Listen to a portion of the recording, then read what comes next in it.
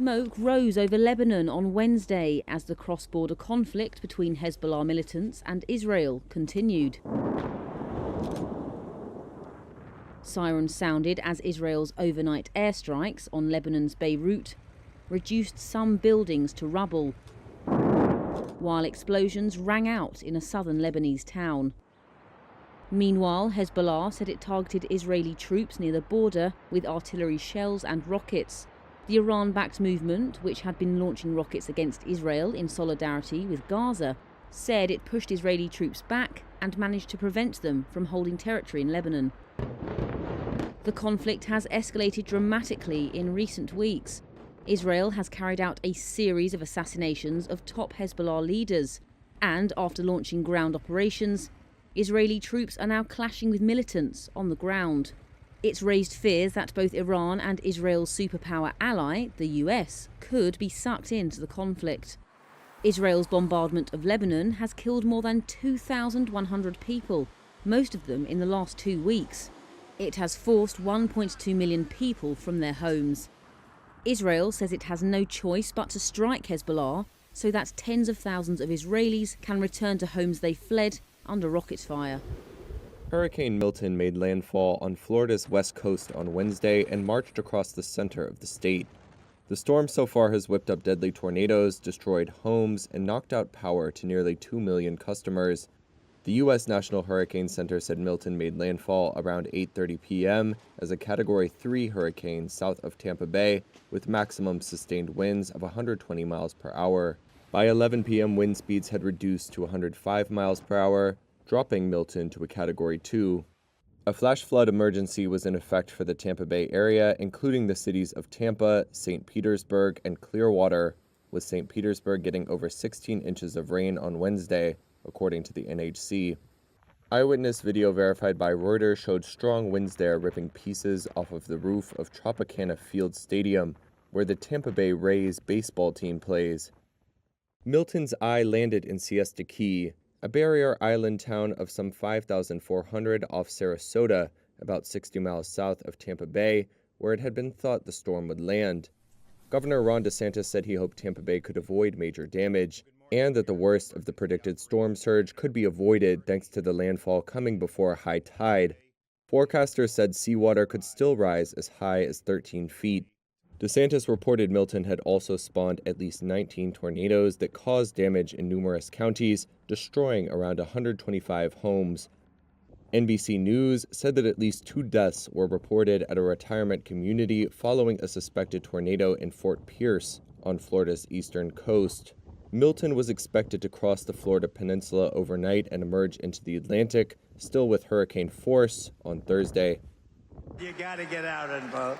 U.S. Republican presidential candidate Donald Trump and his Democratic rival Vice President Kamala Harris are campaigning around the country as the November 5th election approaches.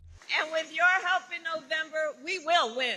But the winner of the White House isn't decided by the popular vote. It's determined by which candidate can amass enough votes from what is called the Electoral College. When voters cast ballots for a presidential and vice presidential candidate, they are actually voting for a group or slate of electors. Each state in the U.S. is apportioned a certain number of electors. Nathaniel Burkhead is a professor of political science at Kansas State University. The way that it works is rather than having a national popular vote, each state has a given set of electors, and the majority of the candidate who gets the majority in that state will then have those electors meet in what we call a college to actually formally cast a vote for president. Electors are typically party loyalists who pledge to support the candidate who gets the most votes in their state. Each elector represents 1 vote in the Electoral College. Nationally, there are a total of 538 electors who make up the Electoral College, and a candidate needs the support of 270 to win the White House. Congress officially counts the votes after all 50 states have made their selections. This will happen on December 17th this year. The votes for President of the United States are as follows. Joseph R. Biden, Jr. of the state of Delaware has received 306 votes. Donald J. Trump of the state of Florida has received 232 votes. The system mandated by the U.S. Constitution was a compromise between the nation's founders, who debated whether the president should be picked by Congress or through a popular vote. The number of electors that each state receives is based on the number of representatives it has in Congress, which is based on the size of its population. Wyoming is the least populous state, and California is the most. So Wyoming has one member of the House of Representatives and 2 senators. That means that they've got 3 electoral college votes.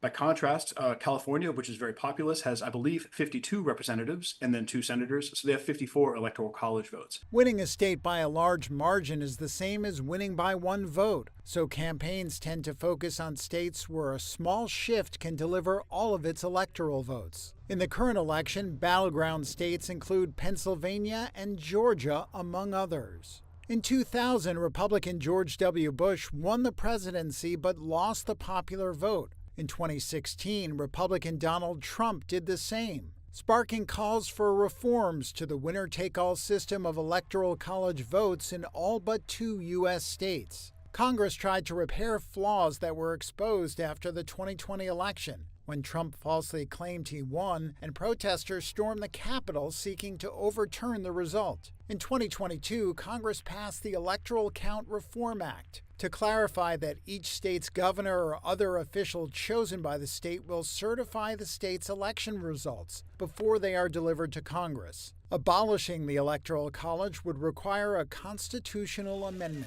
Harvesting is underway on the slopes of this olive grove. But this isn't a southern European country, as you might expect. Amid Europe's warming climate, these olive trees are thriving in Hungary. Near the city of Pécs, Gabor Stix has been experimenting with an olive grove for years. Stix cultivates trees for sale and expects all those grown this year to be sold by March. They love this climate, he says. And according to him, the country's olive tree industry is gaining popularity.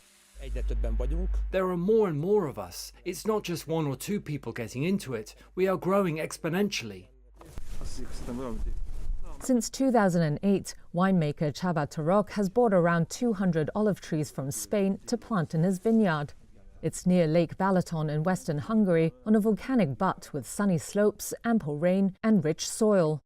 And his trees are happy there. We increasingly belong to a climate where these trees can find a home on the better slopes. For me, it's not about wanting a decorative tree. I see these trees as an integral part of the landscape here in the future. Turok takes his hand-picked olive crop to neighbouring Slovenia to be made into virgin oil. He then sells that for around $120 per litre, or about 34 fluid ounces. Southern Europe is becoming like a desert in its climate, Turok says, and the areas where olive groves can flourish appear to be shifting northwards. Spain usually supplies around 40% of the world's olive oil, but it has suffered poor olive harvests in the past 2 years, no thanks to heat waves and a prolonged drought. That's doubled olive oil prices to record levels, though the Spanish Farm Ministry said last week there are signs of a recovery this year. According to the European Environment Agency last month, the continent is the fastest warming in the world, and it faces a greater risk of drought in the south. Nowadays, even north of Hungary in Slovakia, it's become trendy to plant olive trees to give gardens a Mediterranean feeling. Garden centre owner István Vas has imported some 25 truckloads of olive trees from Spain this year, selling them for about $330 to $550 per tree. There are lots of olive trees planted outside in the gardens, and they cope really well, he says. Still, Vas recommends covering them up for the first winter to protect them from the freezing temperatures that do take place. He turned a staid and sprawling Indian conglomerate into a global player. Now, Indian tycoon Ratan Tata has died at the age of 86. The news came in a statement from the Tata Group late Wednesday. He ran the firm founded by his great-grandfather for over 20 years as chairman and worked at several group companies, including what became Tata Motors. In 1991, he took the group helm after his uncle stepped down, taking over just as reforms opened up India's economy to the world. The new boss went on to win renown for his bold acquisitions. That began fairly small, with the purchase of British tea brand Tetley in 2000.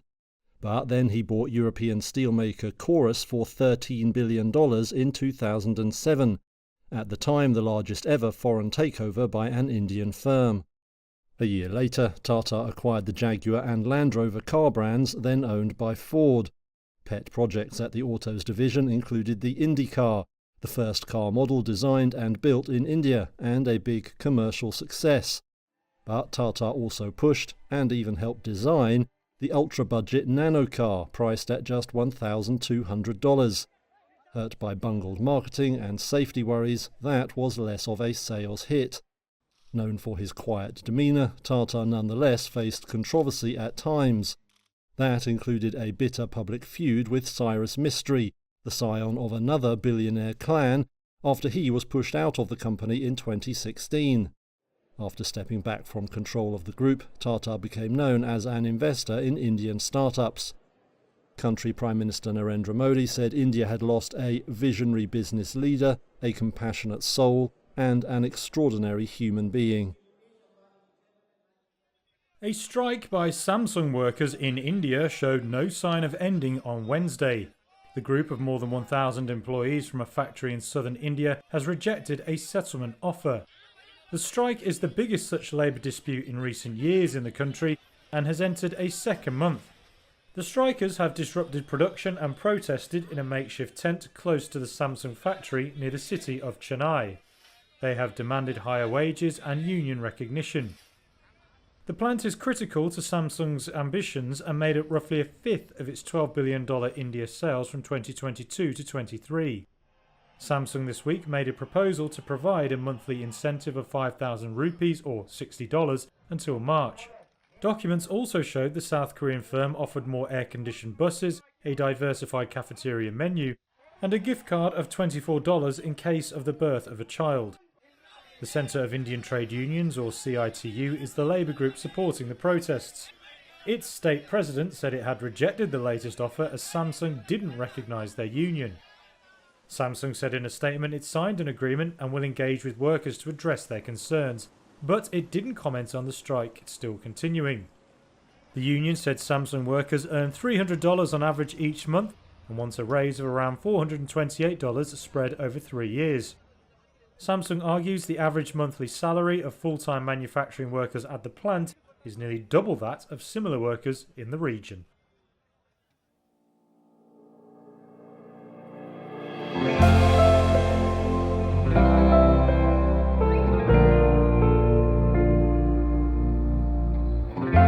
Wall Street's main indexes closed up on Wednesday, with the S&P 500 scoring its 44th record closing high of the year. The Dow gained 1% to also notch a record closing high. The S&P added 0.7%, and the Nasdaq climbed 0.6. Minutes of the Federal Reserve's September policy meeting showed a substantial majority of officials supported an outsized half-point rate cut. Traders are now pricing in a roughly 80% chance of a quarter-point rate cut at the Fed's November meeting, according to CME's FedWatch tool, after September's surprisingly strong jobs report suggested the economy is in better shape than investors had feared. Marianne Bartels is chief investment strategist at Sanctuary Wealth. I really like the market action today because interest rates on the back end of the curve around the 10-year Treasury yield are actually rising and stocks are holding their gains. So what does that all mean to an investor? It means that the market is pricing in good economic growth. We want good economic growth because that's going to help companies to produce earnings. And the market is not afraid of the higher interest rates. There are times where both stocks and bonds can actually go up at the same time. And that's a very bullish story for the economy and for investors in the stock market. Wednesday's notable stock moves included Alphabet, which pared losses to finish down 1.5% after the Justice Department said it may ask a judge to force Google to divest parts of its business. Shares of Boeing shed more than 3% after talks between the aerospace company and its key manufacturing union broke down. Among gainers, shares of Norwegian Cruise Line climbed nearly 11% after Citi upgraded its stock rating to buy. Riding the wave was Carnival, whose shares rose 7%, while Royal Caribbean Cruises added more than 5%. And shares of Arcadium Lithium soared more than 30% after Rio Tinto said it would acquire the miner for $6.7 billion. It's been another blockbuster 12 months for Uniqlo. On Thursday, parent firm Fast Retailing posted a third straight year of record earnings. Operating profit jumped 31% to over $3.3 billion. That was ahead of both company and analyst forecasts. And Fast Retailing says it expects profits to climb yet further next year. Known for its affordable basics, Uniqlo has been boosted by a weak yen. That increases the value of its overseas earnings and encourages tourists to splurge while they're in Japan. China looks less positive, however. With more than 900 stores there, the country is Uniqlo's biggest overseas market. It has become a bellwether for retail in the world's second biggest economy. But China's sluggish recovery has sapped consumer confidence, weighing on sales. Founder Tadashi Yanai, Japan's richest man, has long aimed to make Uniqlo the world's biggest fashion retailer. European rivals H&M and Zara stand in the way of his goal. But Yanai says a consumer shift from luxury to value will help his firm grow more in the years ahead.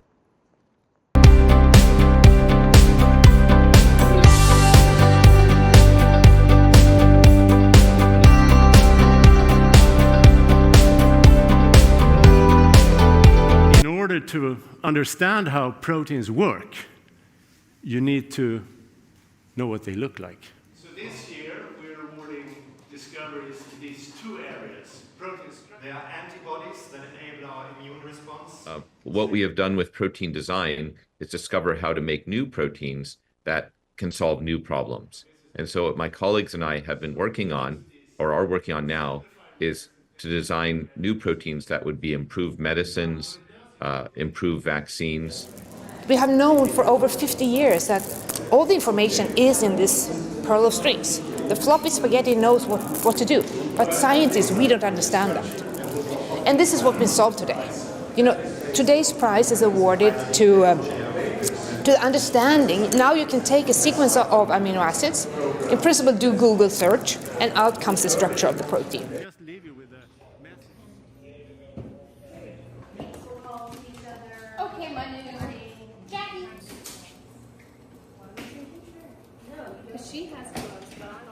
We have 9 African penguins, and they are on our first floor in their home. But we do have temporary home built for them, and they've moved up to the second floor, well above any type of tidal surge that might affect the building. And then we have several animals around the building that are on the ground floor that have all moved to second floor locations and safe locations that we plan for things like this. So they have nice homes, even though they may be a little temporary.